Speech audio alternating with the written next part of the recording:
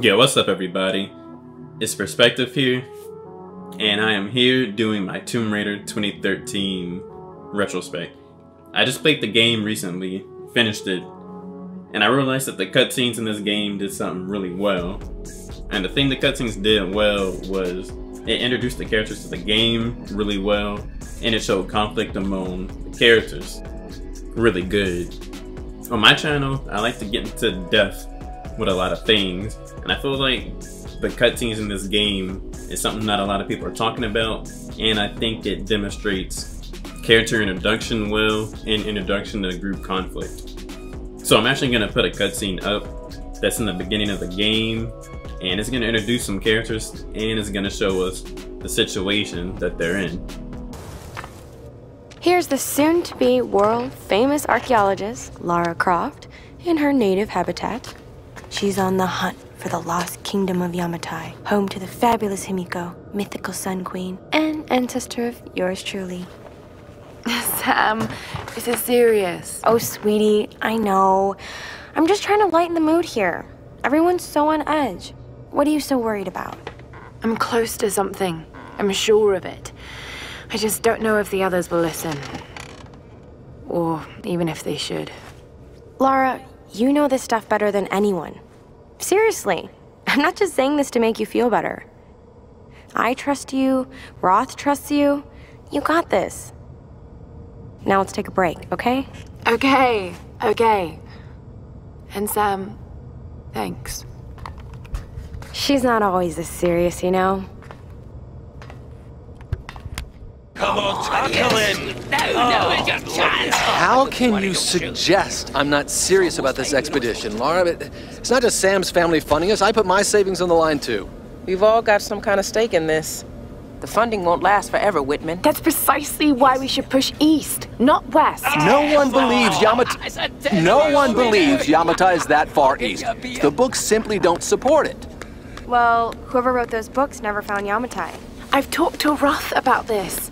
There's no point in following in other people's footsteps, Dr. Whitman. I refuse to bet my reputation on your hunch. I'm the lead archaeologist here. And when were you last in the field without a TV crew behind you? Got 30 years experience, 2 PhDs, 1 in East Asian history, so why don't you just stick to boats, Mr. Grimm? Ship, Dr. Whitman. It's a ship.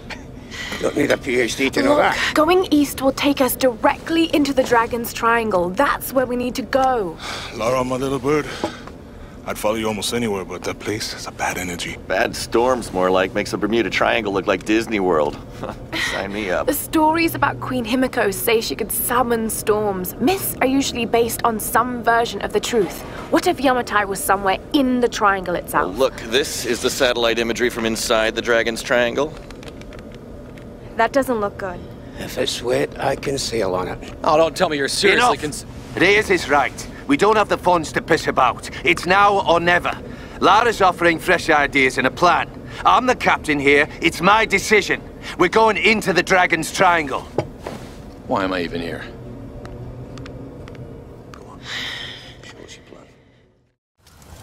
I mentioned that the game does a good job at showing conflict among the characters, and this clip definitely does a good job at showing that. We already see that there's already pre-existing tension between certain characters when Sam already says everybody's on edge. They're probably all on edge because they've been on that boat with each other for a long time and everyone's sick of each other. But more importantly, we can see that certain characters take sides with another character, like Roth and other people took Lara's side when she wanted to go west. And then you can see the tension between Dr. Whitman and Grimm. As I mentioned earlier, the game does a good job at introducing the characters, and I just like some of these cutscenes because it allows you to see how these characters interact and why they have certain relationships with some people and why they might feel a certain type of way about one individual as opposed to another, and it justifies some of the things they say later on in the game. So this section is focused on the introduction of characters and showing the conflict among the group. The next scene I'm going to show is going to show us how easily people turn on each other in dire situations. So I'm going to put this one segment of a cutscene that shows Dr. Whitman being on that snake stuff and how it affected the cutscene that I'm gonna put after that. You still have a gun. I don't want any trouble. No. We'll come. No. But I insist that afterwards you take us to whoever's in charge. What are you doing? Be quiet. No! I'm handling this! No! No! Please! Get off! So we can see Dr. Whitman tries to handle the situation his way and he thinks is right, but his idea actually ended up getting Lara captured. We've got to try. I'm glad you decided to join us, Lara. What can I do to help? Help Jonah. Thanks. What's wrong? Alex should have been back by now.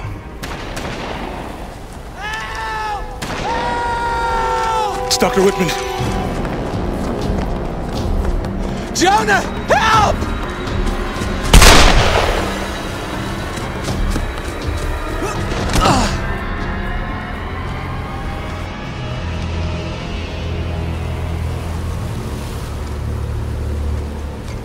How many are there? I don't know. Are you hurt? I couldn't see anyone. Must have scared them off. Feel like I've run for miles. And you've barely broken a sweat. Must be fitter than I thought. You could have led them straight to us, like you did back at the palace. What? That's not how it was, Laura. They caught me while you were getting Sam. What the hell's this about? They said it was the only way they'd let you and the others live. I tried to warn you. We don't have time for this. Look, I don't know what the problem is between the two of you, and to tell you the truth, I don't much care. I was only hoping Look, another word and I swear to God, I'll start smashing that expensive dentistry of yours. Stop. If we fight amongst ourselves, then we lose. You're right. Which is why this is not happening, okay? I'm going after Alex. Where were the tools? The engine room. Look, he can take care of himself, Lara. Good. Then we'll be back soon. That cutscene actually did a good job at showing so much conflict among the group. First, you have Laura calling out Dr. Whitman on his BS, but then Reyes is able to see the conflict that exists among those two members, and since she tries to aggressively diffuse the situation, next thing you know, you catch Lara catching an attitude with her. The only person who peacefully diffused the situation was Jonah, and this cutscene does a good job at showing when a group is in a dire situation, the way someone might try to handle that situation can create conflict itself. The next scene we're going to look at is a good scene because it shows you people's reactions and the type of people that will be in groups when a group as a whole is in a bad situation and how they react.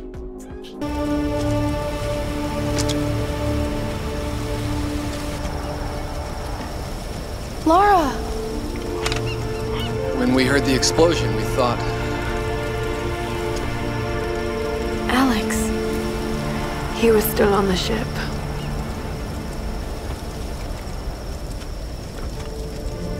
Seems anyone caught with you has a pretty low survival rate. Reyes! Better keep your distance then. Let's just eat, okay? Those bastards went quiet, but it doesn't mean they're gonna stay that way. If I'm going to die in this place, I'm not gonna do it hungry.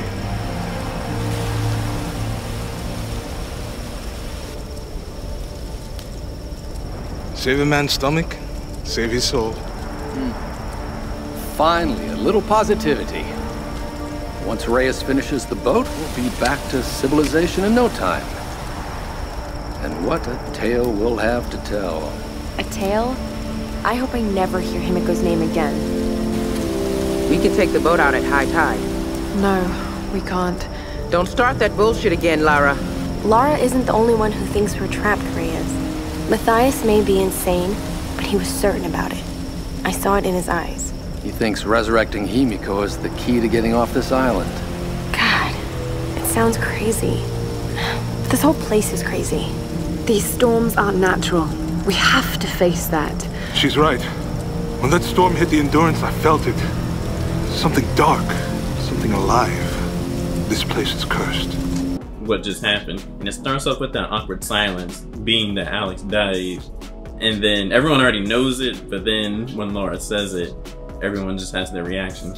And then because a bad situation happened, on top of them already being in a bad situation, Reyes actually lashes out on Lara, but then Lara just gently checks her back. Once again, we're able to see that Jonah's the only person who knows how to peacefully diffuse a situation. I think this scene does a good job at showing how groups operate in real life and how they react to certain situations. One thing that went over my head when I first played this game was how good the game showed conflict among the characters in the cutscenes.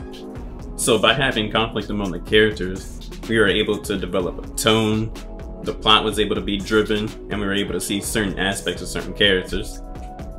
For those reasons, I actually feel like the game's cutscenes were low-key slept on, and I think that Tomb Raider 2013 actually had a certain level of brilliance in the cutscenes because they revealed so much conflict with the characters. So that's the end of this video, and I will have to say that this video is like a test. I don't know if this video is going to stay up on my channel.